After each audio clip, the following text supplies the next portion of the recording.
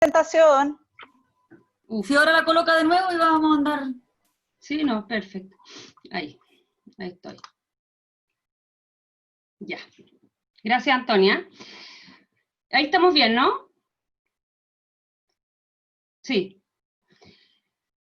En medio de la crisis sanitaria, que el viernes pasado obligó al gobierno a restablecer el aislamiento estricto en el Gran Buenos Aires y extender las medidas de apoyo económico a la población más vulnerable, Argentina enfrenta un panorama preocupante.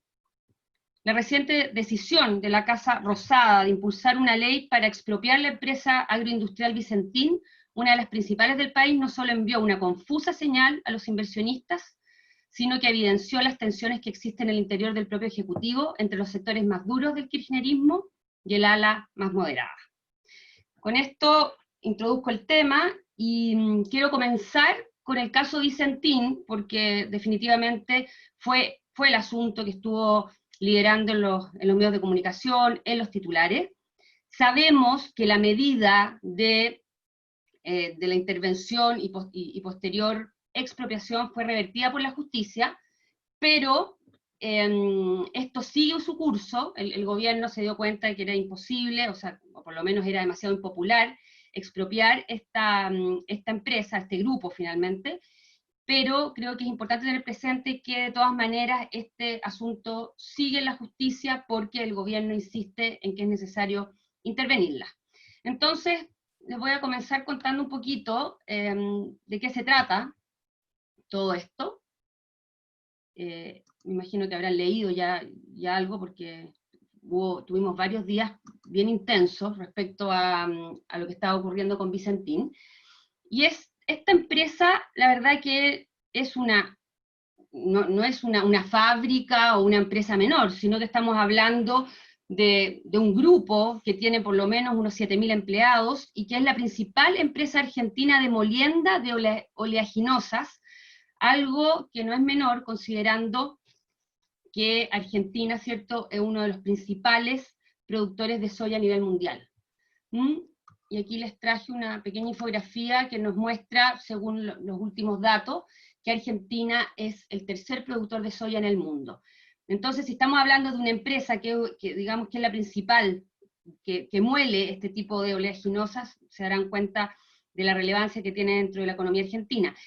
Y Vicentín es la mayor productora de biodiesel del país, lo que explica que la petrolera YPF fuera la encargada de controlar esta empresa.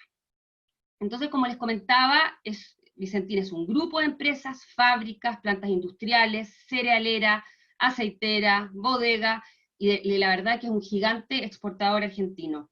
Es fundamental para el eje económico de la Argentina y extiende sus brazos en varias actividades donde la producción definitivamente es lo más relevante.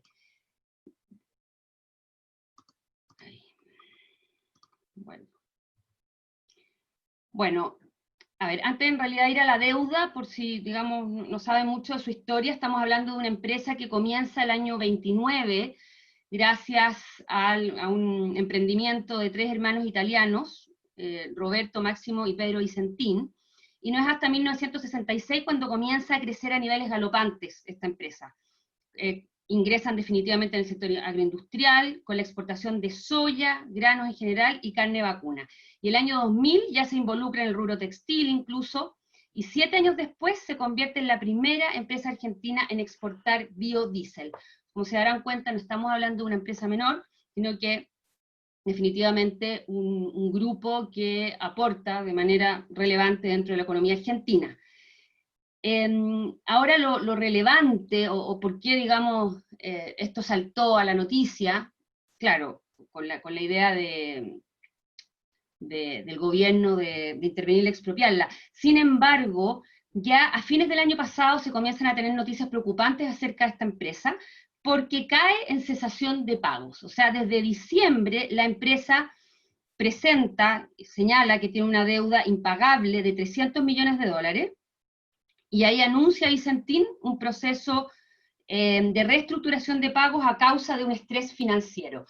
Como le leía a un analista argentino, la verdad que la historia de Vicentín no es muy distinta a la historia argentina. Es bien increíble, porque la verdad que si uno ve lo que ocurre con Vicentín, lamentablemente es muy parecido a lo que sufre el país en general. Sabemos que está con un problema de deuda enorme, bueno, después me voy a meter en eso.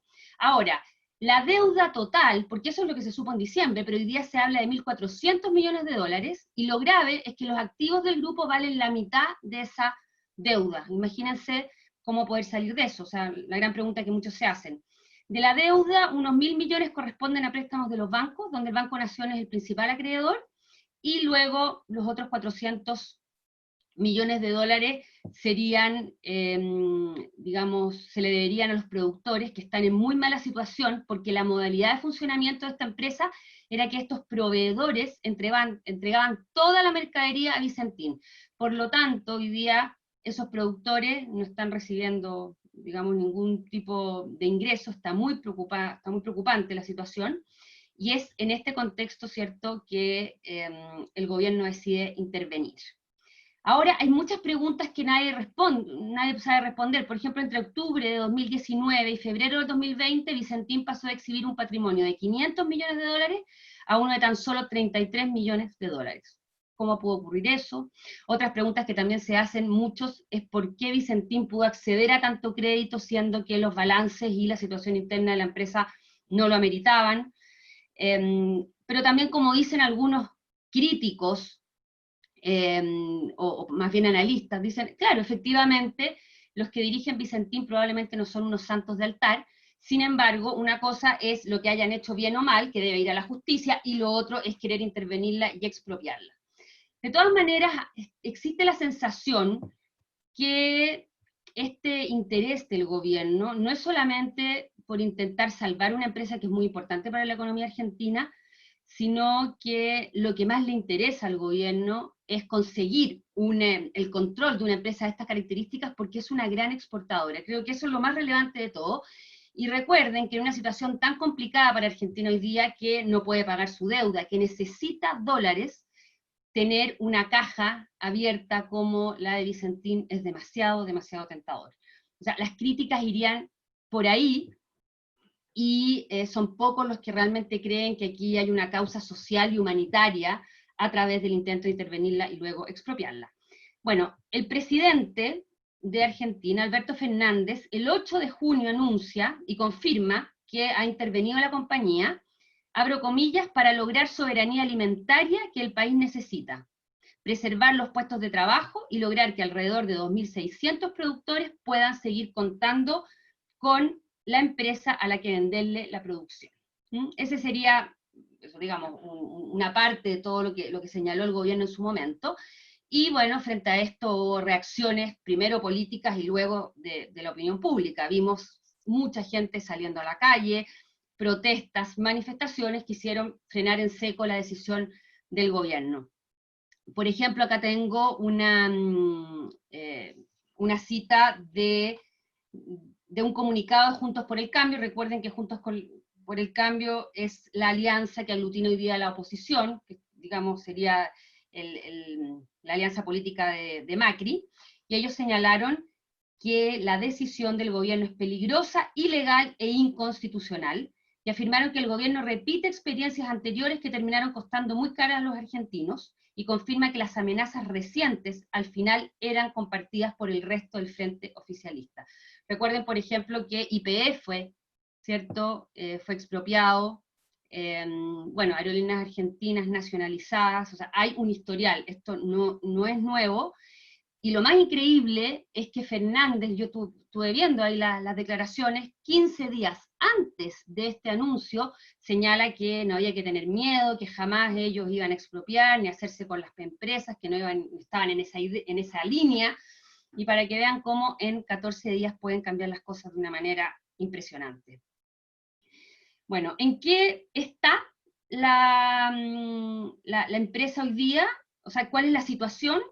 Bueno, como les comentaba, el anuncio de Alberto Fernández de intervenir Vicentín fue revocada por el juez Fabio Lorenzini el 19 de junio, y el gobierno pidió que el expediente pase de la provincia de Santa Fe a la justicia porteña, donde probablemente el gobierno cree que tiene jueces más adictos a ellos y esto pueda continuar, porque insisto, lo que hace el gobierno es terminar con la intención de expropiar la empresa, porque ven que eso, insisto, es demasiado impopular, pero quieren de todas maneras intervenirla. Todo el tema, digamos, la situación de Vicentino hoy día está en manos del gobernador Omar Perotti, que también es un justicialista, y lo que uno puede, digamos, entender de lo que se lee, es que Omar Perotti, el gobernador de Santa Fe, fue el que solicitó la intervención judicial de Vicentino. O sea, llamó a la puerta, tocó a la puerta del gobierno, y bueno, y aquí es bien genial porque el presidente, al parecer, lo que dicen, llamó al gobernador y le dijo, vos me trajiste el problema, ahora te encargás de la solución, porque no le funcionó al gobierno lo que pretendía.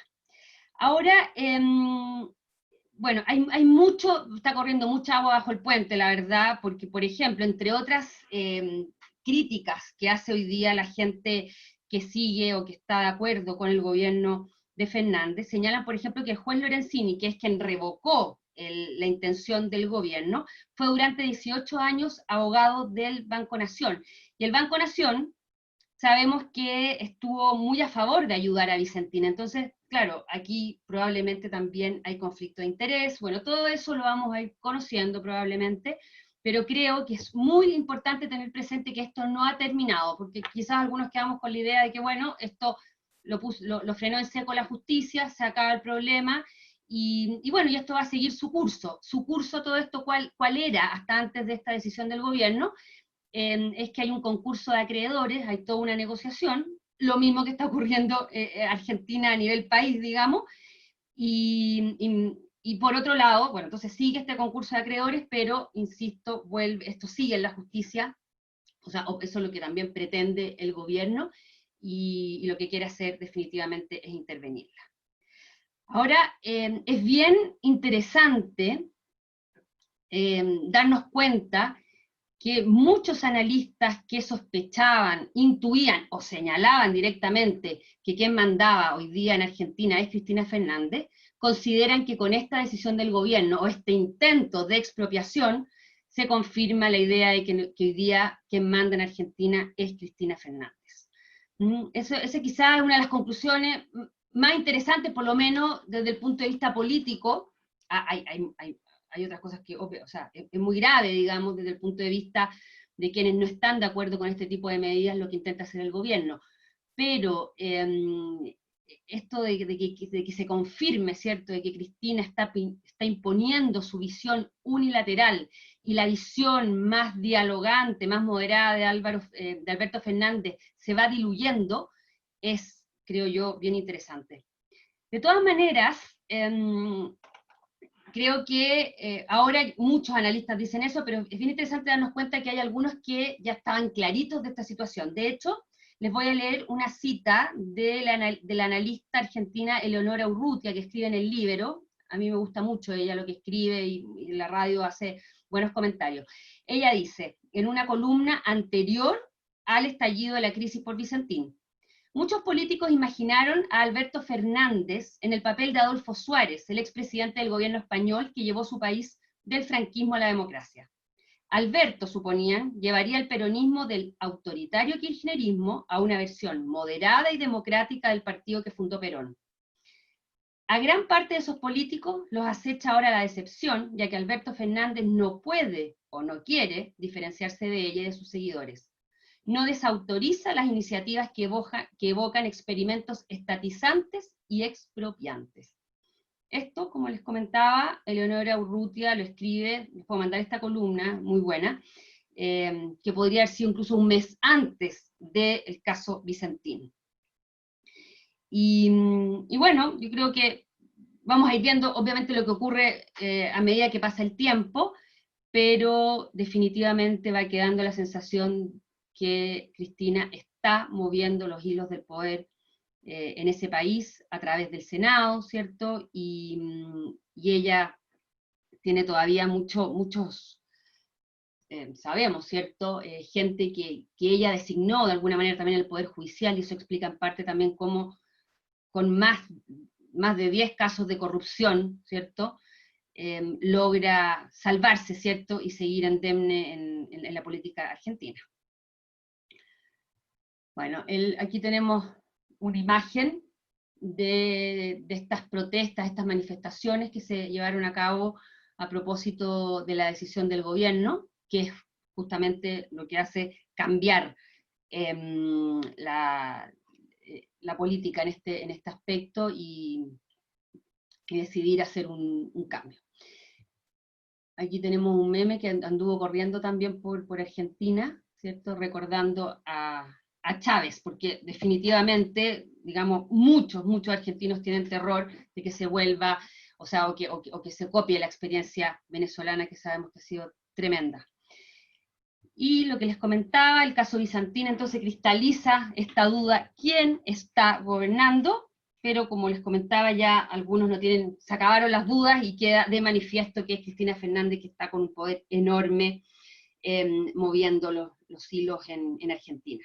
Bueno, aquí podemos recordar, ¿cierto?, que Cristina Fernández de Kirchner fue sumamente hábil al invitar a Alberto Fernández a esta aventura, ¿cierto?, de convertirse ellos dos en una fórmula presidencial, donde él era el candidato a presidente y ella candidata a vicepresidenta.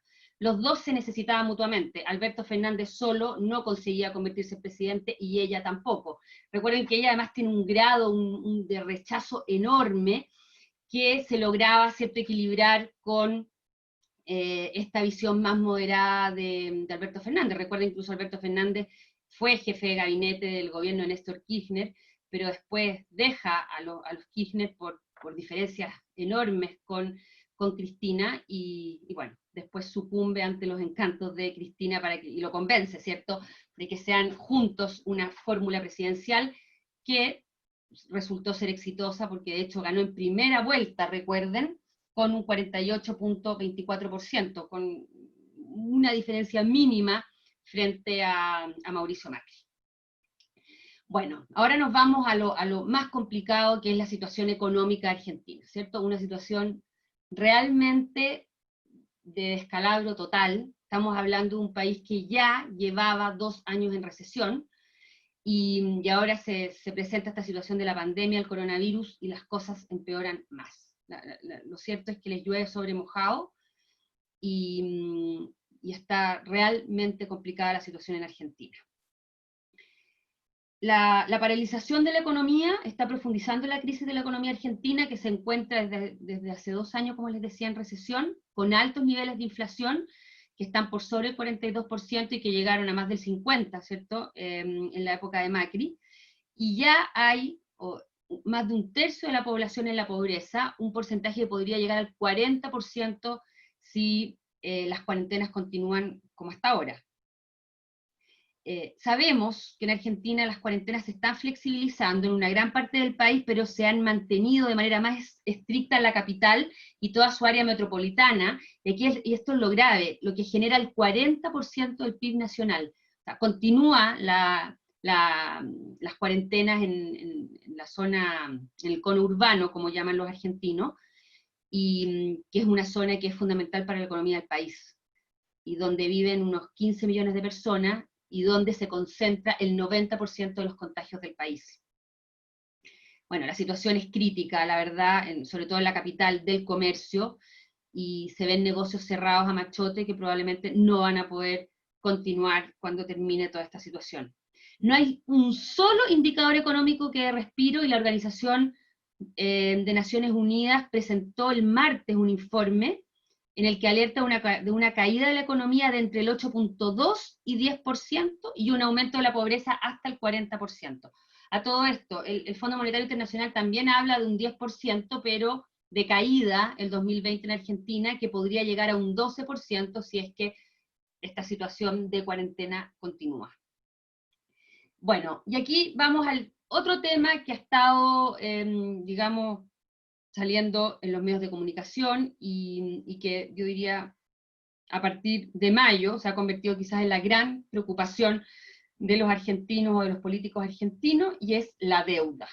La deuda pública en relación al Producto Interior Bruto, que ya llega casi al 90%, y que se ha convertido en un dolor de cabeza tremendo, tremendo para los argentinos, que no han conseguido, ¿cierto?, pagar incluso el último vencimiento, que fue en mayo, y cayó nuevamente en default la economía argentina, ¿no? Eso no había ocurrido desde el año 2001, y cae nuevamente en mayo, después de que el ministro Guzmán, el ministro de Economía, ofrece una oferta a los acreedores, una oferta bien insólita en realidad, porque él pretendía que los tenedores de bonos, o sea, ofrece a los tenedores de bonos un canje por nuevos títulos con un periodo de gracia de 3 años sin pagos, una quita del 5.4% del capital y del 62% de los intereses. ¿Cómo no iba a ser rechazada? O sea, lamentablemente para los argentinos. Y después de aquello, caen en default en mayo. Bueno, por si no lo saben, viene el nuevo vencimiento. El próximo, gracias a este periodo, hay un periodo de gracia de 30 días, así que el plazo máximo para pagar los próximos bonos vence el 30 de julio, así que tiene muy poquito tiempo, y de hecho hay un deadline, una fecha final del 24 de julio, que es el plazo límite para llegar a un acuerdo con los acreedores y evitar un nuevo cese de pagos. Bueno, eso se ve negro, porque la verdad que al parecer no se logran poner de acuerdo. Estuve leyendo algunas declaraciones, sobre todo de acreedores privados, como BlackRock, Fidelity, que son, digamos, grandes fondos que han prestado dinero a Argentina, y que señalan que la conexión con el gobierno argentino no está muy fluida, y que es bien, bien difícil que lleguen a acuerdo de aquí al 24 de julio. Así que no sabemos qué va a terminar ocurriendo, y probablemente caiga nuevamente Argentina en una segunda cesación de pagos solamente este año. Aquí es interesante, creo yo, tener presente que el coronavirus, la pandemia, le ha dado una especie de coartada al gobierno argentino para señalar que no es culpa de ellos, que la situación es crítica a nivel mundial, que hay que entenderlos, y probablemente están jugando esa baza, o sea, creer que porque la situación es crítica pueden llegar a un acuerdo muy favorable y no ser además tan criticados por la comunidad internacional y por todos estos organismos multilaterales. No hay que olvidar que aquí Mauricio Macri aumentó muchísimo la deuda. Macri, bueno, si quisiéramos rescatar algo positivo del gobierno de Macri, yo sé que probablemente tenía muy buenas intenciones, pero no le fue nada de bien, nada de bien. Y cuando vaya, uno de los elementos positivos fue justamente volver a insertarse en la comunidad internacional, conseguir nuevamente estar dentro del mercado de deuda, que los distintos organismos, digamos, lo tuvieran presente, a Argentina dentro del concierto internacional, y en ese contexto Mauricio Macri era un hombre, un líder creíble, y es en ese contexto cuando el Fondo Monetario Internacional le presta muchísimo dinero, y eso explica esta subida impresionante de la deuda. Claro, algunos se quedan solo con esa idea de que Mauricio Macri es el culpable de todo esto, pero no hay que olvidar que Mauricio Macri llega al gobierno después de la era Kirchner, con un país también tremendamente endeudado y con problemas económicos muy, muy serios, mucho más de lo que incluso Macri pensaba. Él ¿cierto?, reconoce cuando llega al poder que no puede creer lo que está viendo y que la situación es muchísimo peor de lo que él pensaba. No hay que olvidar que Cristina Fernández tuvo entre sus políticas maquillar los números, esconder, o sea, la poca transparencia, podríamos decir, fue la tónica. Por lo tanto, es creíble que Mauricio Macri dijera que está impresionado de lo que estaba enfrentando. Y bueno, estuvo a punto de caer también en cesación de pagos, y gracias a esta gran ayuda al Fondo Monetario Internacional, que no sé si a esta altura es ayuda o no, porque es tremendo cómo sigue creciendo esta mochila de gastos del país. En esta infografía podemos ver un pequeño resumen de la cronología de la deuda desde 2001, donde, bueno, tenemos en el 2001, que es la mayor moratoria de la historia, Argentina cesa pagos de deuda por 144.200 millones de dólares. Luego está todo lo que tiene que ver con la reestructuración y el pago de deuda por parte de Néstor Kirchner. Recuerden que a Néstor Kirchner, de todas maneras, le tocó una época de bonanza, el mejor momento para América Latina, cuando, ¿cierto?, el boom de los commodities permitió a muchos países volver a llenar sus arcas fiscales, aumentar también los subsidios, los bonos y todo lo que sabemos que ocurrió en Argentina.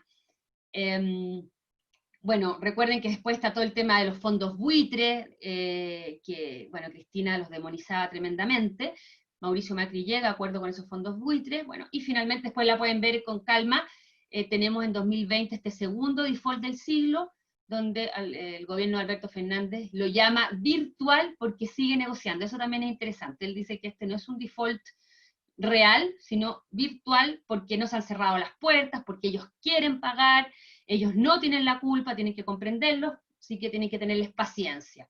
Vamos a ver en qué termina todo esto. Se ve difícil. Bueno, el FMI, por ser un organismo multilateral, por si acaso, no tiene la posibilidad, por ejemplo, de hacer una quita, o sea, reducir la deuda, porque son muchos los involucrados, ¿cierto? No es como un fondo que puede tomar ese tipo de decisiones. Y hoy día el mayor acreedor del Fondo Monetario Internacional es Argentina. Por lo tanto, que Argentina no pague se complica mucho, porque son varios los países que han pedido crédito al Fondo Monetario Internacional, y el fondo cuenta con que Argentina vaya pagando los intereses y estos plazos, estos vencimientos que van tocando.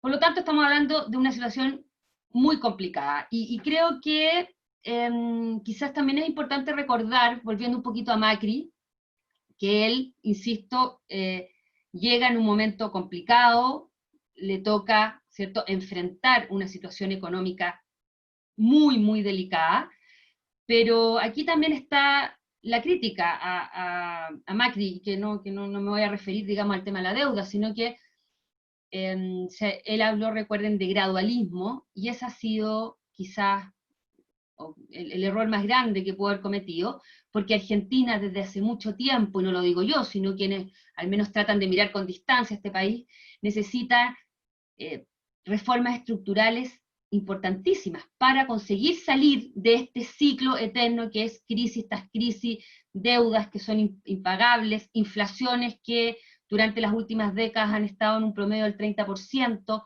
sea, ese drama con una moneda que se devalúa permanentemente, la verdad que una situación tan complicada como la Argentina necesita reformas estructurales urgentes. Y Macri no avanzó en aquello. No sabemos si fue por falta de voluntad política, si no se atrevió, algunos dicen que no se puso, digamos, no se afirmó bien los pantalones para realmente enfrentar esta situación, y lo que necesita, y creo que aquí el diagnóstico es muy claro, para los que pueden apoyar o ser más bien, perdón, más de izquierda, derecha, lo que sea, por lo menos los analistas ven que es fundamental que Argentina disminuya su gasto. Está demasiado acostumbrada a gastar muchísimo más de lo que entra, un país que además tiene altísimos impuestos, los más altos de la región, pero donde también se evaden enormemente. Es un país rico, por otro lado, que tiene todas las posibilidades de volver a ser lo que fue a fines del siglo XIX y principios del XX, ¿cierto? Una de las principales potencias mundiales, y no sale de ese ciclo tremendo de deudas, gastos, emisión. Recuerden que una de las maneras que tiene Argentina de mantener este gran gasto fiscal es emitiendo moneda, o sea, imprimiendo billetes. Sabemos que el Banco Central argentino no es independiente, por lo tanto, si el gobierno le cierra el ojo y se pide más plata, se imprime más dinero. De hecho, les puedo decir, aquí tengo el último dato, el aumento de la emisión monetaria, al menos, entre febrero y mayo fue del 18%, lo que genera además, recuerden, un fuerte impacto en la inflación. A más dinero, si hay mucho más dinero circulando sin respaldo, eso lleva a que la inflación siga y siga aumentando. Entonces, estamos hablando de un ciclo eterno, muy negativo, donde, para terminar con Mauricio Macri, él no toma el toro por las astas, no decide hacer cambios radicales, apretarse el cinturón, que es la única forma de salir de esta situación. Y vemos que ahora Alberto Fernández no va a hacer nada en esa línea, está tomando ciertas medidas, pero que van en la dirección de aumentar impuestos, va a bajar algunas pensiones, eso sí, porque bueno, ese es un temazo también en Argentina. Recuerden que Cristina expropió los fondos de pensiones que eran cuentas individuales, como las tenemos nosotros aquí en Chile, y vemos que todas las medidas de Alberto Fernández, o sea, van en algún sentido intentando disminuir el gasto y aumentar la recaudación o los ingresos, pero no hay ninguna medida radical de decidir que el Estado tiene que disminuir en parte y que los ingresos los gastos tienen que ser menores a los ingresos o igual a los ingresos, y no seguir con estos déficits fiscales que no terminan nunca.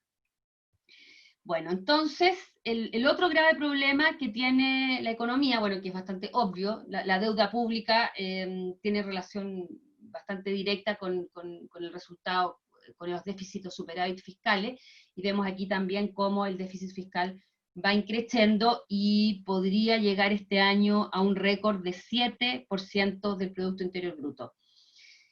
Bueno, ¿y por qué? ¿Por qué sigue aumentando el déficit? Bueno, bastante obvio, vuelvo a lo mismo, los ingresos disminuyen o no aumentan en razón de los gastos del fisco, y además hay que agregarle que en este contexto de pandemia, ¿qué ha hecho el gobierno? Al igual que todos los gobiernos que pueden hacerlo en el mundo, ha decidido ayudar a la gente que más lo necesita. En este caso, el gobierno argentino ha destinado 20.000 millones de dólares para hacer frente a la emergencia, lo que obviamente agrava el ya elevado déficit fiscal. Bueno, como dicen muchos analistas, a todos en el mundo esto nos va a costar caro, todos los países se están endeudando más, todos estamos sufriendo por lo que está ocurriendo, pero Argentina ya venía de una situación tremenda, que son 2 años de recesión. Se lo voy a mostrar aquí inmediatamente. Este gráfico es muy decidor de la realidad argentina en relación al Producto Interior Bruto y cómo se va evolucionando. Y si se dan cuenta, miren por favor las caídas, es muy impresionante. ¿Ah? Claro, lo que se ve ahí bonito es justamente lo que coincide con el gobierno de Néstor Kirchner en pleno boom de los commodities, donde vemos crecimientos del 8, 9%, pero también, o sea, no hay que olvidar que el crecimiento aquí del 2003 respecto del 2002 es un rebote. Yo creo que eso, bueno, para los que entienden más de economía les parecerá obvio, pero para los que no tanto, no hay que olvidar que cuando hay un año de una caída muy grande, si las cosas no están tan mal, lo más probable es que el crecimiento el año siguiente sea importante. Y bueno, y a eso estamos aspirando todos hoy día, ¿cierto? Que aunque vamos a tener un año recesivo a nivel mundial, recuerden que a nivel mundial la economía se va a contraer, el año 2021 va a haber un rebote importante y vamos a tener crecimientos importantes. Entonces, aquí se ve claramente cómo recibe el gobierno Alberto Fernández, ya con 2 años de recesión, ¿cierto? 2018 con menos 2.5, el 2019 con menos 2.2, y este año, según las proyecciones del Fondo Monetario, Naciones Unidas y calificadoras de riesgo y todo lo que se les ocurra, plantean un 10%, incluso hasta el 12%. Tremendo. ¿Ah? Aquí podemos observar también, entonces, lo de abajo, la línea de abajo del gráfico, es lo que es el crecimiento, o más bien contracción 2020, Perú 13.9, México 10.5, Argentina 9.9, Brasil 9.1 y Colombia menos 7.8. Pero ya el próximo año se ve claramente el rebote, donde está liderando Perú con un 6.5. ¿Alguien estará echando de menos Chile? Bueno, aquí tenemos una infografía más completa. Esta es la información del Fondo Monetario Internacional, y aquí se ve, bueno, estas 2 líneas moradas son bien importantes, porque la primera nos muestra las últimas proyecciones del Fondo Monetario, y lo más a la derecha nos muestra lo que planteó el Fondo Monetario en abril. Y miren las diferencias. Por ejemplo, para el 2020, en abril se hablaba que América Latina y el Caribe iba a caer un 4.2%, y según la última proyección es un 9.4%. Si sacamos Venezuela, es un 9.2%. Miren, es tan caótico lo de Venezuela que se saca o se incluye dependiendo, para poder observar los números. Vean Venezuela abajo, el 2018 menos 19.6, por si no tenían claro las cifras. 2019, menos 35, esto es para llorar. Última proyección del Fondo Monetario para Venezuela este año, menos 20%. Y es bien impresionante cómo en la proyección de abril, Venezuela iba a caer un 5%, y ahora con esta situación de cuarentena general, donde sabemos que además no solamente lo que hace o deja hacer el país, el mundo completo, ¿cierto?, se ha paralizado, por lo tanto, también recuperar ese dinamismo, ese comercio, esas relaciones económicas a nivel mundial va a costar mucho retomar. Entonces aquí tenemos a Chile, con la última proyección ya se habla de una contracción del 7.5%, y el próximo año crecería un 5%. O sea, aquí vemos un gran rebote. De hecho, si lo ven, Perú es el único país que crecería más que Chile, al menos de lo que podemos observar aquí. Otra cosa interesante de este gráfico a propósito de los rebotes, a alguien le llamará la atención también, es que en la proyección de abril, por ejemplo, de Chile iba a caer un 3%, y el 2021 iba a contraerse un 0.3%. Esto es lo que nos muestra claramente lo que es el rebote, como ahora va a caer muchísimo más en esta condición, porque también si seguimos en cuarentena y encerrados mucho tiempo más, esto va a ser peor. Pero si esto se acaba luego, ¿cierto?, tendríamos una contracción del 7.5% y el próximo año un 5%. ¿Me siguen? ¿O estoy muy...? Espero que sí. Bueno, y volviendo a Argentina. Entonces Argentina, según la última proyección del Fondo Monetario, ¿cierto?, tendría una contracción del 9.9%, y aquí está, digamos, la noticia bonita, que el 2021 crecería un 3.9%, porque volvemos al tema del rebote. Es tal el descalabro el 2020 que consigue crecer un 3.9%, porque la base de comparación es muy baja. La diferencia de las proyecciones de abril, que mostraban una caída del 4.2%, y el 2021 iba a caer todavía la economía argentina un 0.5%. O sea, muy malas noticias, ¿no? Realmente es para llorar, no solamente por el caso argentino, que es tremendo, sino también porque aquí que nos estamos concentrando en América Latina vemos que las cosas se ven bien color de hormiga, con más del 9% de caída el 2020, consecuencia de toda esta situación. Ahora quizás vieron que el martes, creo, salieron las últimas cifras de crecimiento de Argentina para el mes de abril, y esto ya es para llorar, porque se publicó que la economía en abril cayó un 26.4%, que es definitivamente el peor registro de la historia de Argentina. No se había visto algo tan malo, y de hecho la otra cifra más mala se había dado en marzo del 2002, con una contracción del 16.7%, y ahora estamos hablando de 26.4%.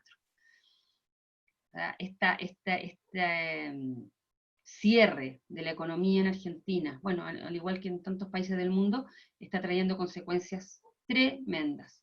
Por lo tanto, lo que ha señalado Naciones Unidas de un aumento de la pobreza quizás hasta el 40% no es una locura.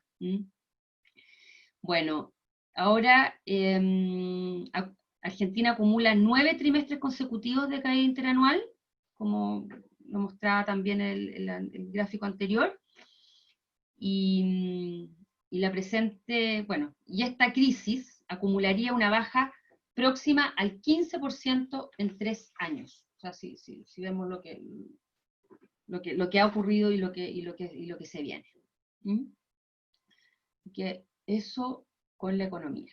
Miren, y les traje esta infografía que la encontré muy interesante, porque con todo lo que está ocurriendo, y a propósito de Vicentín, se ha sabido que la idea de Amazon de instalar su data center regional en Argentina estaría cambiando. O sea, Amazon está evaluando, reevaluando, y parece que su primer candidato, que era Argentina, se está yendo para la cola, y están quedando como primeras opciones Chile y Colombia. Y encontré que esto era interesante porque, en el fondo, los argumentos o qué habría detrás de la decisión de Amazon de irse de Argentina sirve para todo, ¿cierto? ¿Es por Vicentino o hay algo más? ¿Por qué Amazon se aleja de Argentina y se acerca a otro país de la región? Que es probablemente todo lo que están pensando los inversionistas, para qué decir los acreedores de la deuda argentina, se estarán evaluando, ¿cierto?, si vale o no la pena invertir en Argentina. Y aquí podemos ver, tenemos la primera, doble incertidumbre, recesión desde 2018 y renegociación de la deuda. Ahí ya tenemos dos problemas serios. Penalización a la exportación de servicios. Mauricio Macri, él fijó por decreto en enero de 2019 retenciones, o un impuesto del 12% a la exportación de las prestaciones de servicio. Luego tenemos las devaluaciones, que han sido permanentes en el caso argentino, y el control al acceso a las divisas, porque siempre faltan, ¿cierto? Y sabemos que el gobierno toma medidas para controlar aquello. La mochila impositiva es la más pesada de la región. El clima de negocios adverso, acentuado por el caso Vicentín, y finalmente la falta de planificación a largo plazo, que desincentiva el desarrollo de infraestructura y talento.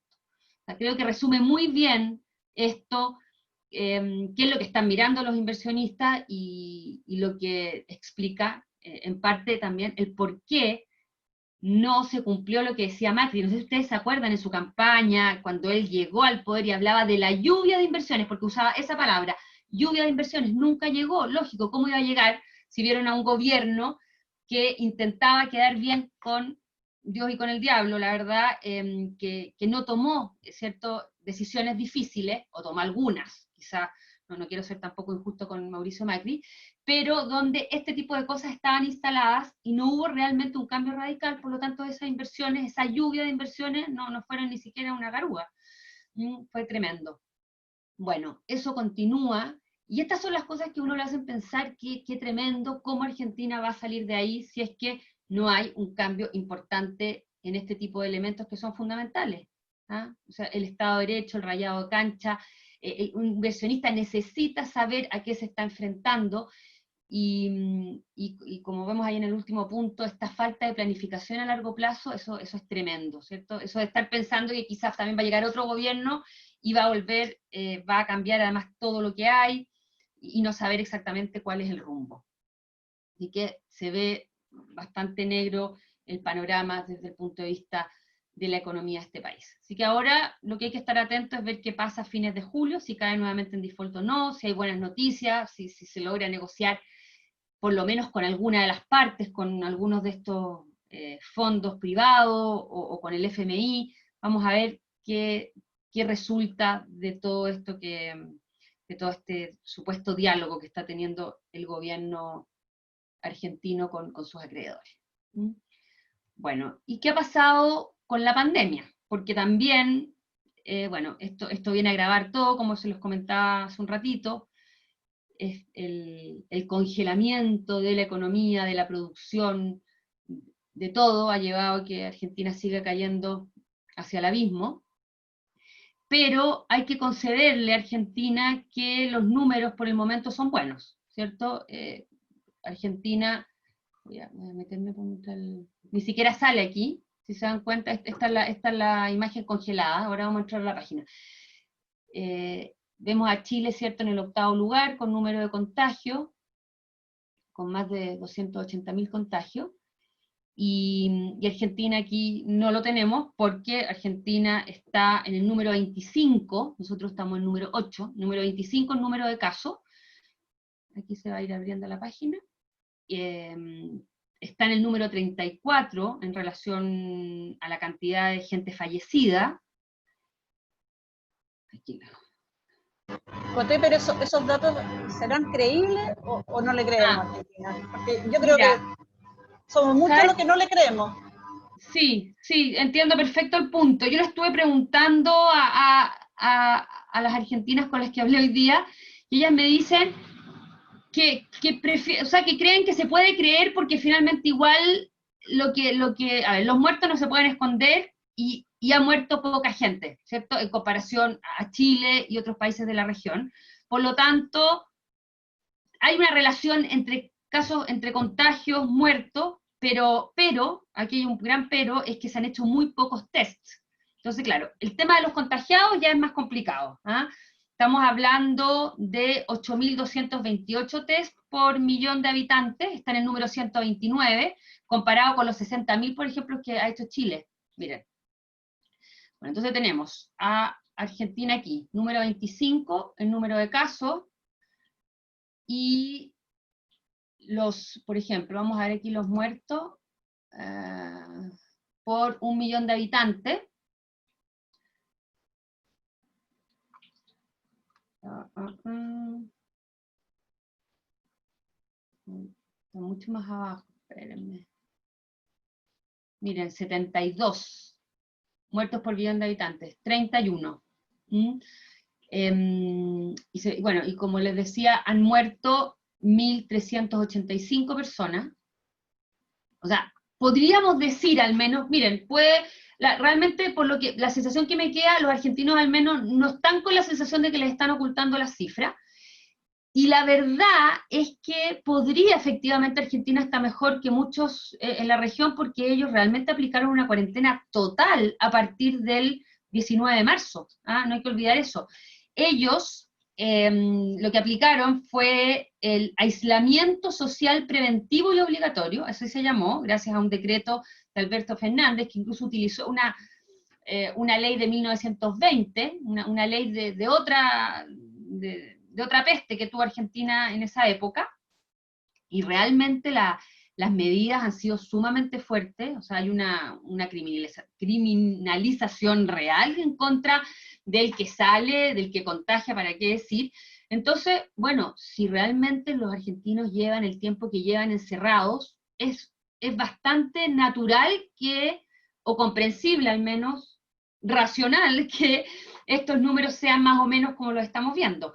Ahora se ha acelerado bastante, se han acelerado los contagios, los casos nuevos, aquí voy a pinchar en el caso argentino, por lo tanto hay muchos que están bastante preocupados, y si hoy día el 48.3% de las cámaras de unidad intensiva están utilizadas, que todavía no dice, hay un margen grande, ¿cierto? Tienen más de la mitad de las camas libres, los especialistas, los entendidos, creen que esto puede empeorar mucho y podrían estar en las próximas semanas cerca de un colapso en el sistema sanitario. O sea, ellos mirando los números creen que puede ocurrir eso. Bueno, aquí todavía se ve una tendencia, aquí, bueno, siempre el tema de los conteos, aquí en Chile también ha pasado, de repente vemos estas curvas medias curiosas, pero si uno ve el promedio, la tendencia, todavía vemos que las muertes diarias van en aumento. No así los casos, aquí, bueno, no, hay daily new cases, bueno, sí, también la tendencia, pues si uno sacar un promedio, también se ve al alza. O sea, Argentina podría estar más tarde entrando en algo parecido a lo que estamos hoy día. O sea, ese panorama es posible, de todas maneras. Miren, y lo que les voy a mostrar, eso sería entonces con Argentina. No sé si se me queda algo en el tintero, bueno, pero sí, lo que les dije, es importante que han hecho muy pocos test, y eso es preocupante, porque eso podría arrojar que en algún minuto hay muchísimos más contagiados, y recuerden que los contagiados son los que llevan a las tasas de mortalidad o letalidad altas, o sea, sobre todo a las de letalidad altas. Ya voy a cerrar acá, les quiero mostrar otra cosita, otro, donde estoy comparando algunos países. Voy a entrar ahí. Estados Unidos, estos son los casos, Estados Unidos, Brasil. Ahora vamos a entrar a la página real, que esta página es bien interesante porque nos muestra la letalidad. No sé si se comprende la diferencia entre letalidad y mortalidad. La mortalidad son los muertos por cantidad de habitantes, y la letalidad son los muertos en relación a los contagiados. Es como cuando uno dice, bueno, esta enfermedad, esta peste tiene un grado de letalidad del 3, 4, 5, 10%. Bueno, y quienes defienden hoy día, por ejemplo, a la gestión de la pandemia en Chile, dicen que todavía estamos bien porque la letalidad sigue siendo súper baja. Y eso es lo que les quiero mostrar también ahora. Un poquito lento, pero aquí viene, que esta página creo que es muy buen complemento al anterior, porque las dos no aportan los mismos datos, y esta nos permite comparar los países que queremos, y aquí se las voy a mostrar inmediatamente. Entonces aquí tenemos los casos acumulados, lo que les estaba mostrando hace un ratito. Después, miren, acá tenemos ya, la letalidad. case, miren esto está súper interesante, porque vemos, por ejemplo, de los países que puse aquí, esto, porque si también ponía más no íbamos a distinguir bien. España está, ¿cierto?, liderando acá, con un 11.4%, esto es hoy día, o sea, ayer, 1 de julio, un 11.4%, Ecuador 8%, Suecia 7.8%, Estados Unidos 4.8%, Brasil 4.3%, y seguimos hacia abajo, y en el último lugar está Chile y Argentina con un 2%. Creo que ese dato es muy importante, porque nos está diciendo cuántas personas están muriendo según los test. Y en el caso argentino no han hecho demasiados test. Eso también, vamos a ver qué ocurre, digamos, si es que logran y consiguen hacer más test. También es bien difícil porque están con el problema de la caja, no tienen muchas lucas, entonces llevar a cabo los testeos ha sido muy complicado. Pero creo que, volviendo ahora a Chile, esto es todavía una buena noticia, o sea, cuando de repente tenemos la sensación de que lo estamos haciendo pésimo, o algunos dicen que lo estamos haciendo pésimo como país, la verdad que esto nos estaría demostrando que no es así. Y lo otro que también aquí es interesante, los test, donde, bueno, Estados Unidos es el que más hace tests, espérenme, test, confirmado, caso, Chile, bueno, aquí.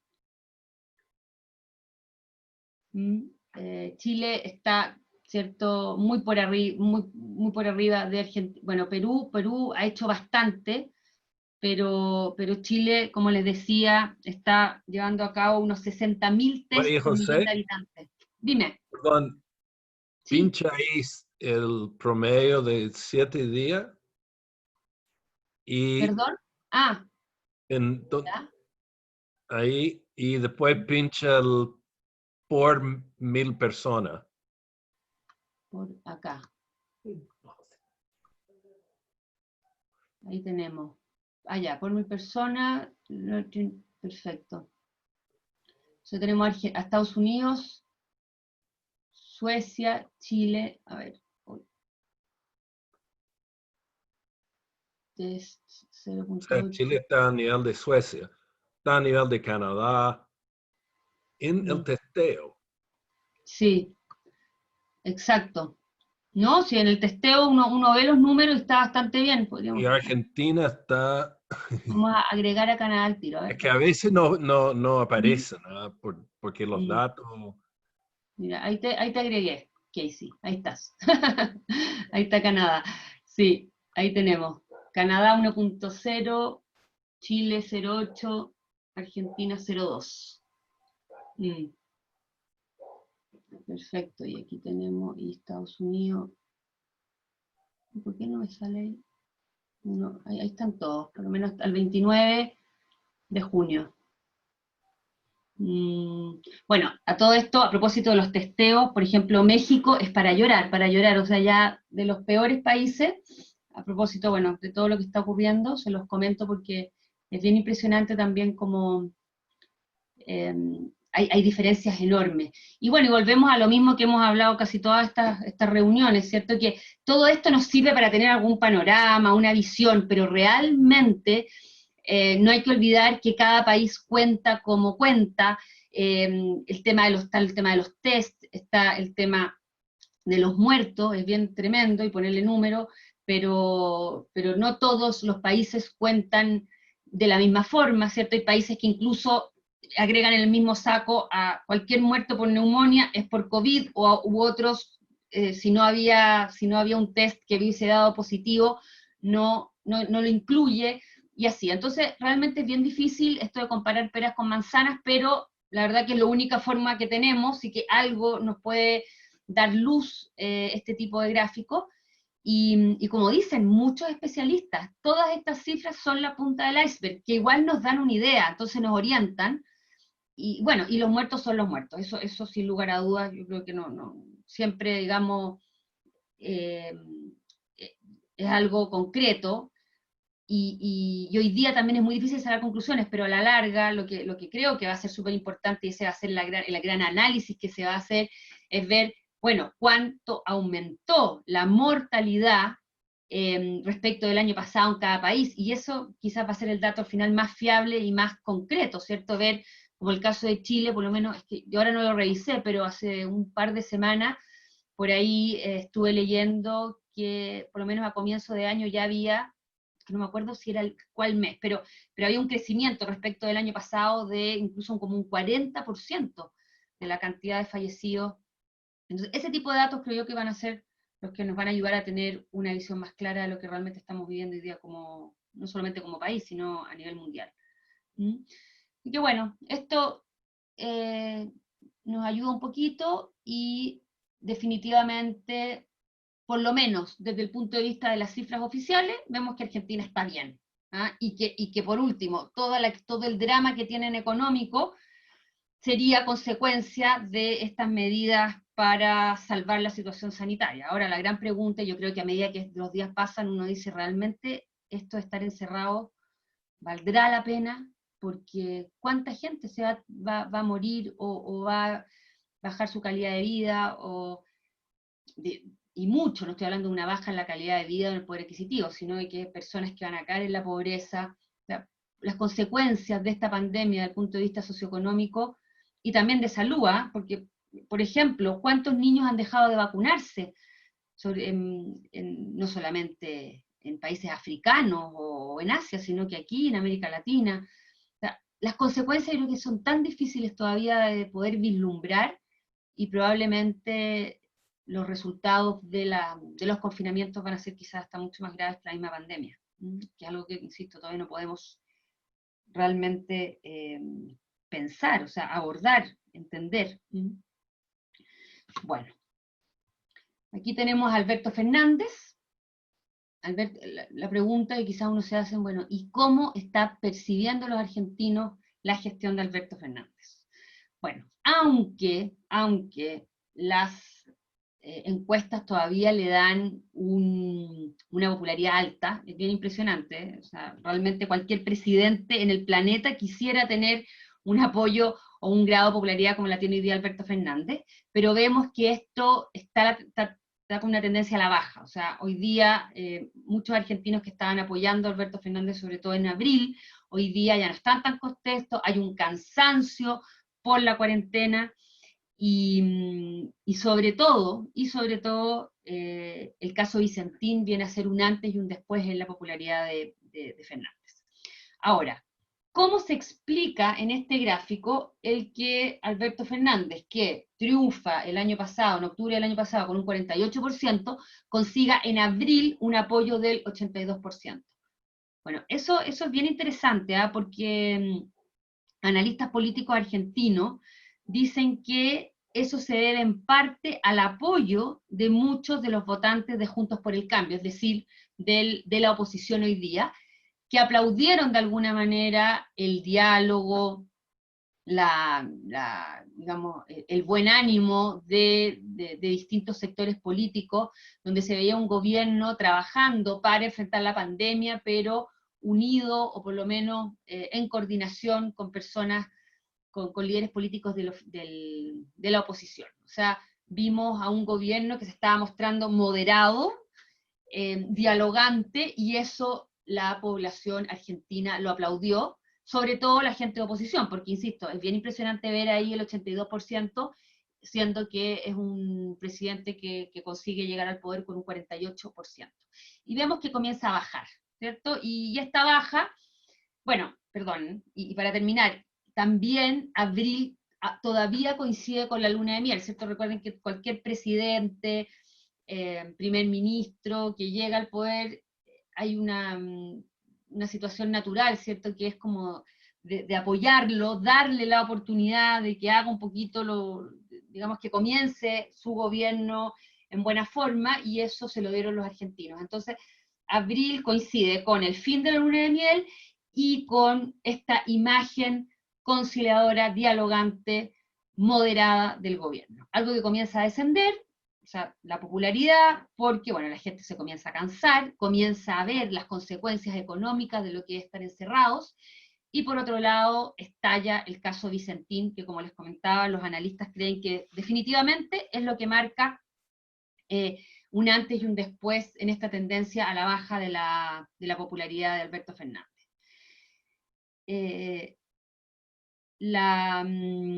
Si bien, les voy a leer aquí un análisis de Opinaya, que es esta encuestadora, si bien el cansancio con la cuarentena y el agobio económico ya se siente, a más de 100 días de aislamiento, todavía buena parte de la opinión pública argentina apoya el rumbo tomado. O sea, sin duda, ¿cierto? Un 67% sigue apoyando, digamos, al gobierno, y el rechazo está solo en un 33%. Si lo comparamos, miren por favor la situación de Macri, la popularidad de Macri, donde el rechazo a la evaluación de la gestión del gobierno nacional, miren por favor, está en promedio sobre el 70%, o más o menos en el 70%, y con aprobaciones del 30%, bueno, probablemente bien parecido a lo que vivimos nosotros aquí en Chile, pero es bien increíble. Entonces ver este cambio de tendencia con la llegada de Alberto Fernández al poder es bien, bien impresionante.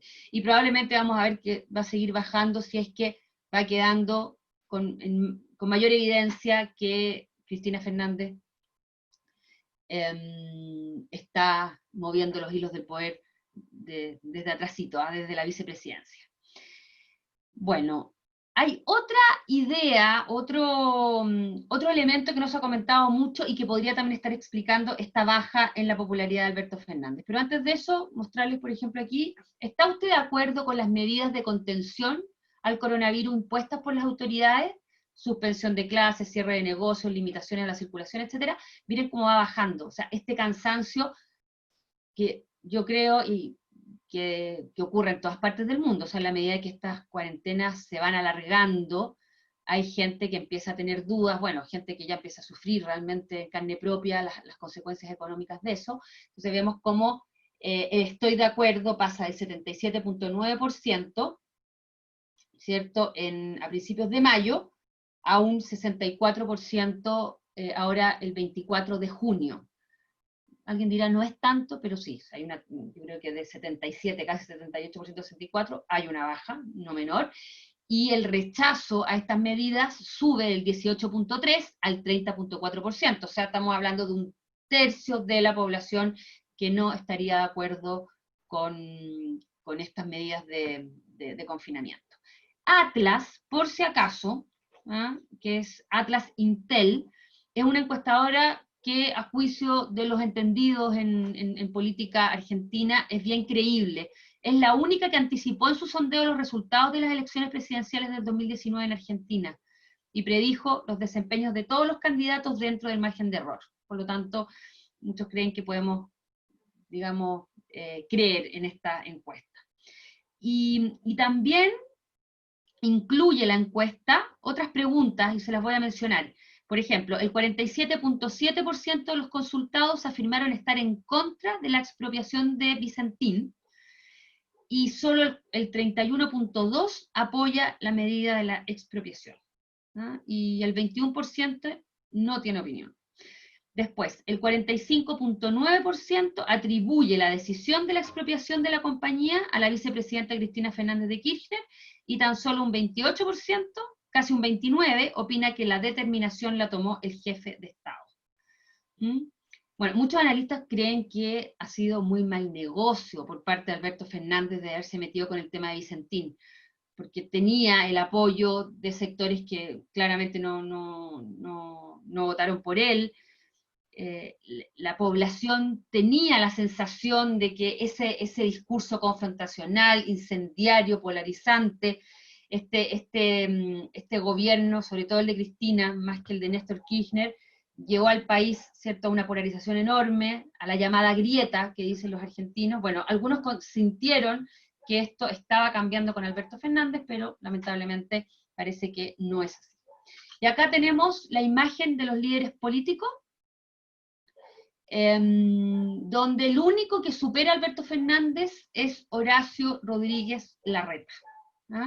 ¿Y quién es él? Es el jefe de gobierno de la ciudad de Buenos Aires, fue reelecto para un nuevo periodo, está ahí al frente de la ciudad desde el año 2015, y él es del PRO, del partido de Mauricio Macri.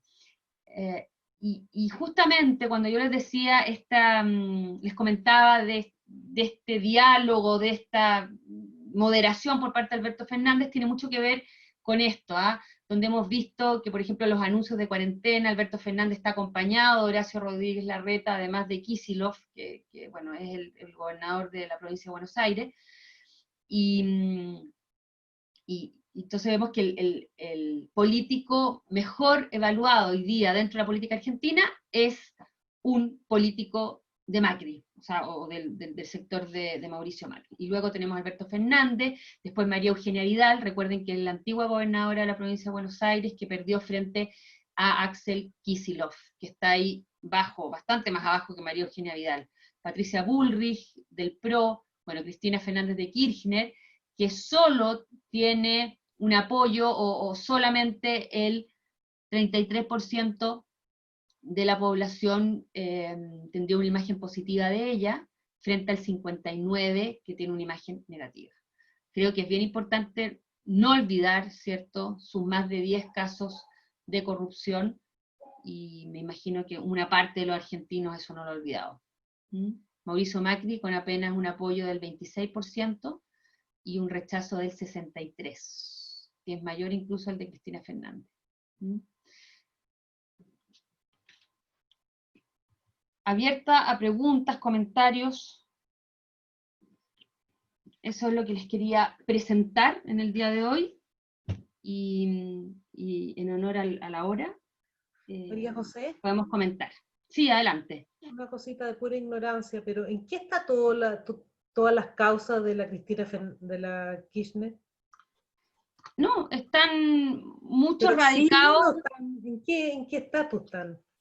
Algunas siguen, otras han sido sobreseídas. Yo creo que es bien importante recordar que todavía gran parte del Poder Judicial argentino son personas que fueron designadas en la era Kirchner. Eso también explica el por qué en la época de Mauricio Macri no se consiguió llevar a ella a la justicia. Bueno, sin olvidar además que ella era parlamentaria, con lo cual tiene fuero, y entiendo que para sacar el fuero se necesita 2/3 del Parlamento, algo que es bien difícil de conseguir.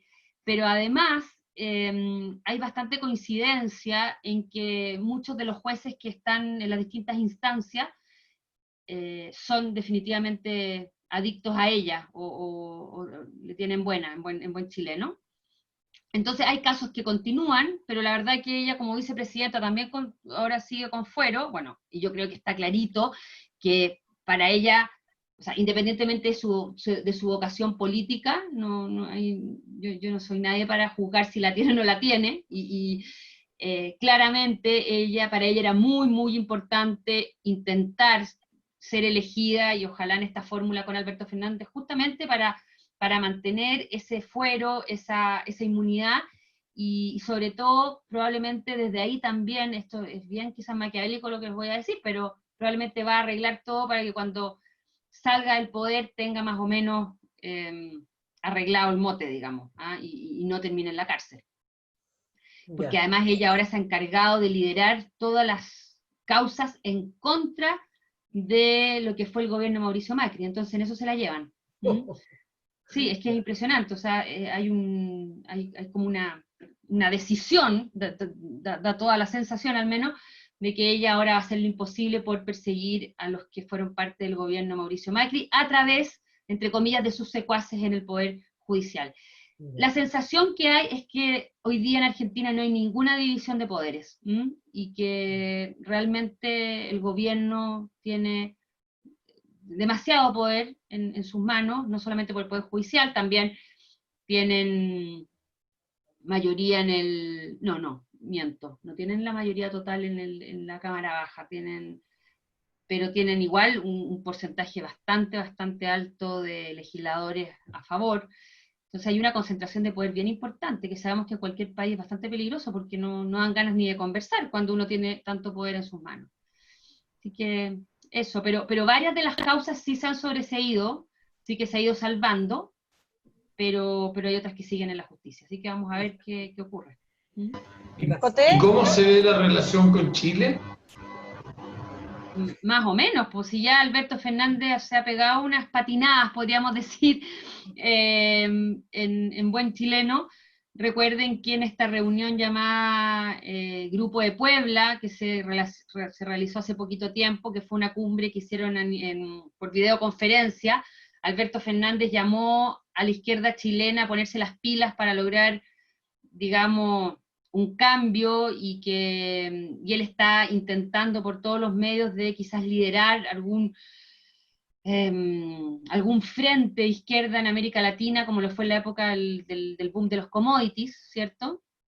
Claro que les resultó porque había un boom de los commodities también en parte, creo yo, pero la relación no se ve tan buena, porque o sea, él tiene una visión muy, muy crítica. Yo creo que hay una cosa muy ideológica, donde da la sensación que le cuesta mucho dialogar, conversar y sentarse a la mesa con personas que no son de su misma línea. ¿Ah? A diferencia, porque, por ejemplo, vuelvo a Macri habrá tenido todos los problemas que tuvo. Yo creo que las expectativas eran muy altas y muchos nos decepcionamos bastante de su gestión, pero una de las cosas muy rescatables es el que él era dialogante, no tenía ningún problema de poder conversar con uno u otro, y vemos que un Alberto Fernández, una de las primeras cosas que hace es criticar, aparte que ha criticado bastante a Chile en su manera de enfrentar la pandemia, y de insistir de que hay que hacer todo lo posible para que la izquierda vuelva al poder. Así que yo no veo que sea... Igual vemos que Piñera en todo caso no es peleador, no es belicoso, y creo que conversó además, después de esta reunión,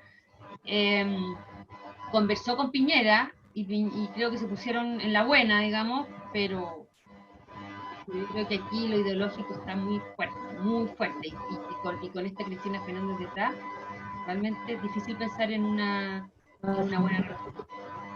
Coté, tengo una pregunta. Uy, hay alguien ahí que está sonando mucho, a ver. Coté, Sí, te escucho. oye, con respecto a Vicentín, una vez si el gobierno ya le logran aprobar esta intervención, ¿después qué? ¿Después de eso qué viene? ¿Con qué Espérame plata? Espérame, dame un segundo. Uy. Oh. Ay, perdón, es que estoy tratando aquí papá, ¿puedes cerrar tu...? Ah, no, lo tienes cerrado. ¿Qué está sonando tan feo? Bueno, perdona, Constanza. Estaba sonando algo... Perdona, todo de nuevo. Me No, concentré. que te digo con respecto a Vicentín, si logra finalmente intervenirlo, después de eso, ¿qué sigue adelante? ¿El gobierno se hace cargo? ¿De dónde va a financiar si el gobierno ya está quebrado? ¿Cómo va a hacer resurgir esa empresa? O sea, ¿con qué fin lo está haciendo? Eso es lo que no entiendo. Sí, es una pregunta difícil de responder, Constanza, porque yo creo que no está tan claro cuál es el paso a seguir. Primero porque la misma empresa está endeudadísima, está muy complicada para seguir funcionando, pero sigue exportando. Entonces, como les comentaba, las malas lenguas creen, o los críticos al gobierno, de que aquí la intención primordial es poder hacer caja gracias a esas exportaciones. Ahora, ¿cómo lo harían? Es bien difícil. Se supone que YPF, que es esta petrolera argentina que fue, como recordada, expropiada en la época de Cristina, creo que fue Cristina, ¿cierto? Pero bueno, en la era Kirchner, YPF se haría cargo, pero muchos también se hacen la misma pregunta, Constanza. Yo creo que es algo que, o sea, yo no te lo puedo contestar, y muy pocos pueden contestar. ¿Ah? Porque uno dijera, bueno, está demasiado mal administrada, es cosa de administrarla mejor, o que estuviéramos frente a un gobierno hoy día solvente que pudiera rescatarla y hacerla funcionar. Me imagino que la única fórmula es que el gobierno, si le interviene, va a tener que liderar esas negociaciones con los distintos acreedores para que esos acreedores le tengan paciencia y quizás tengan que prestarle más plata, una cosa así, porque si no, lo veo difícil. En todo caso, recuerden que una intervención no es lo mismo que una expropiación, y esa empresa a la larga podría volver a manos de sus dueños, digamos, al control de sus dueños, si es que se consigue, digamos, mantenerla parada. Pero yo creo que la intervención no asegura a largo plazo o a mediano plazo y que esta empresa pueda seguir funcionando, ese es el problema. Así que no tengo mucha respuesta, Constanza, lo siento. Está súper difícil. Vamos a ver lo que dice la historia. Sí, sí.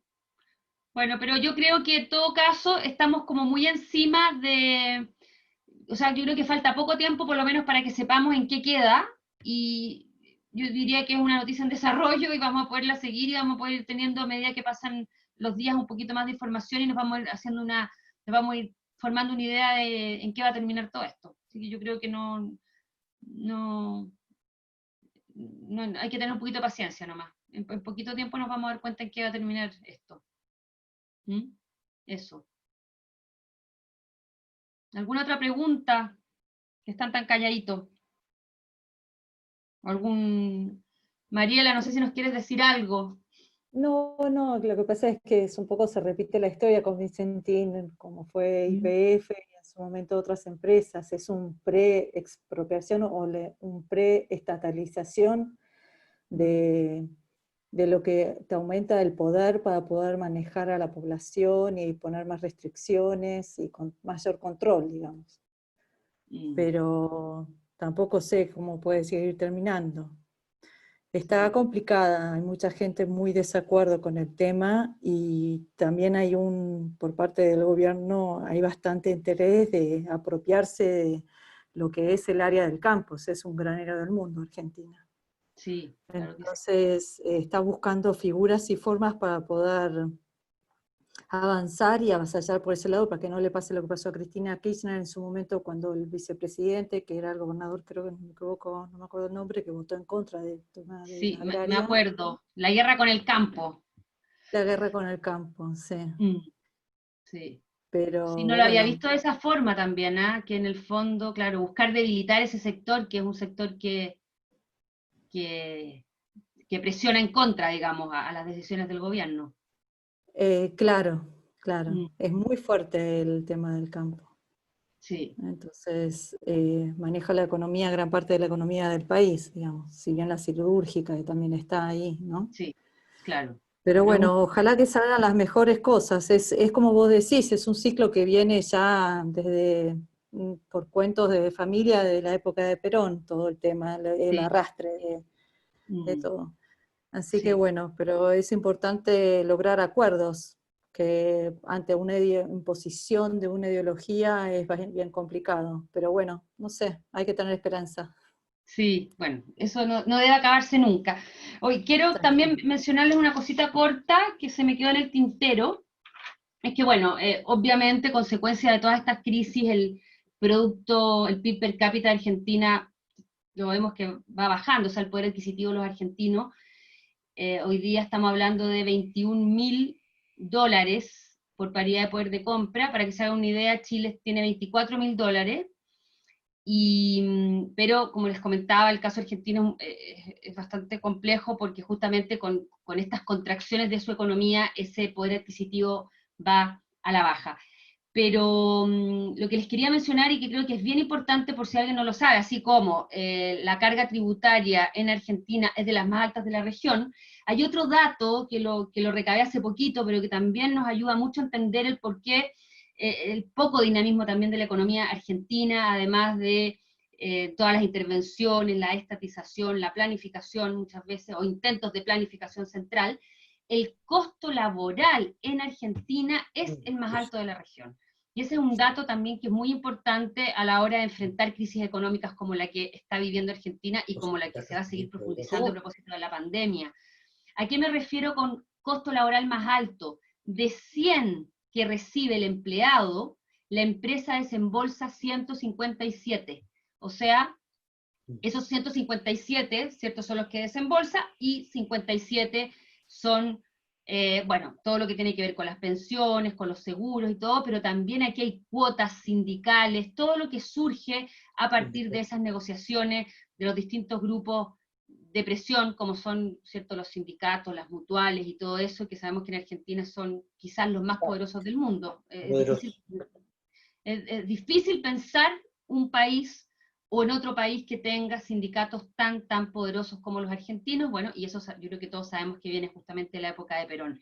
Entonces, el costo laboral es altísimo, y sabemos que en general un país que vive una crisis económica, para salir de esa crisis, en la medida que esa economía es más flexible, se puede adaptar, yo no quiero decir con esto que es lo ideal que sea fácil echar a alguien, o que los costos laborales sean, digamos, costo cero, pero sí demuestra la historia, la trayectoria de distintos países enfrentando crisis, que en la medida que hay mayor flexibilidad y menores costos laborales, esos países salen más rápido de la crisis. Y en este caso vemos que Argentina ahí tiene un problema serio que trató también Mauricio Macri de cambiar, pero fue imposible, imagínense. O sea, como con algunos sectores llegó a algunos acuerdos, pero a nivel global no consiguió avanzar en una reforma laboral, que era uno de sus promesas de campaña o de sus proyectos, digamos, a nivel gubernamental.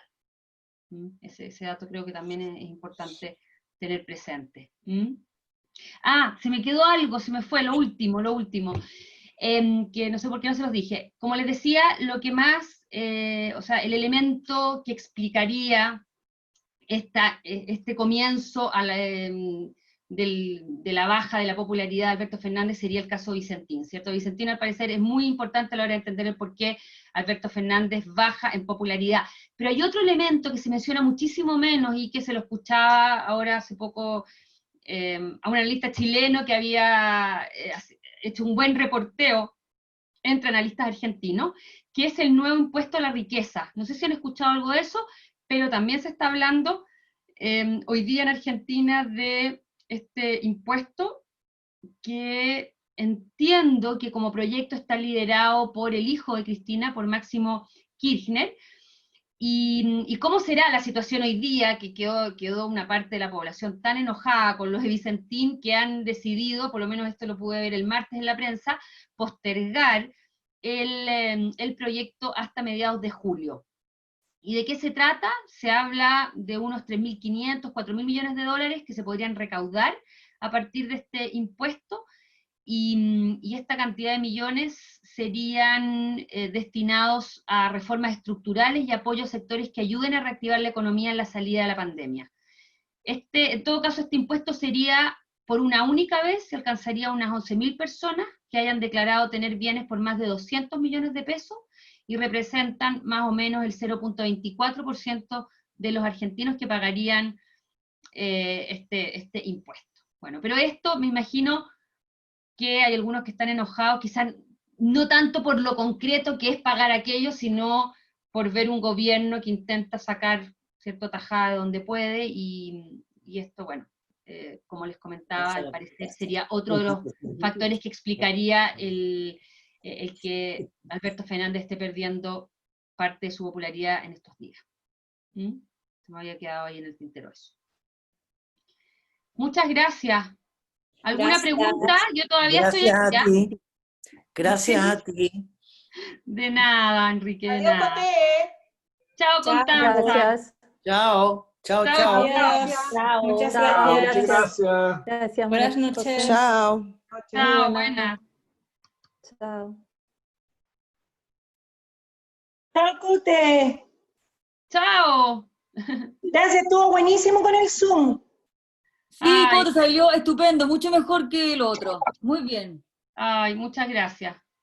Gracias. Buenas. Sí, yo creo más que todo el mundo la sabe ocupar, como es más de uso más popular. Estamos todos en él, sí, yo creo que todos hemos usado Zoom. Sí, ahora tengo que ver algunos detallitos que me funcionen, pero me sirvió la última clase de uno de los niños después de la mañana, pero sí, que para el tema de la pantalla y todo eso, ya entendí, porque como yo funciono con dos pantallas, eso de repente me complica, que es muy bueno, pero para saber exactamente qué le estoy mostrando, ya estoy aprendiendo. Así que gracias por la paciencia. Ya, Cotecín, te quería chao, Toñita, ya los papás. Chao. Chao, Eduardo, Aranzazú.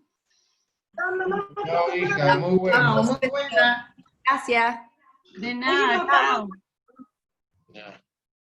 Papá, Sí, ya se fue todo. Oye, hoy día conocí a un pariente sí, ¿quién? que yo no sabía, lo conozco hace tiempo. Hay un Mayor Pérez en el COSALE. Tú comprenderás que Pérez hay mucho, yo no tenía por qué asumir que era pariente.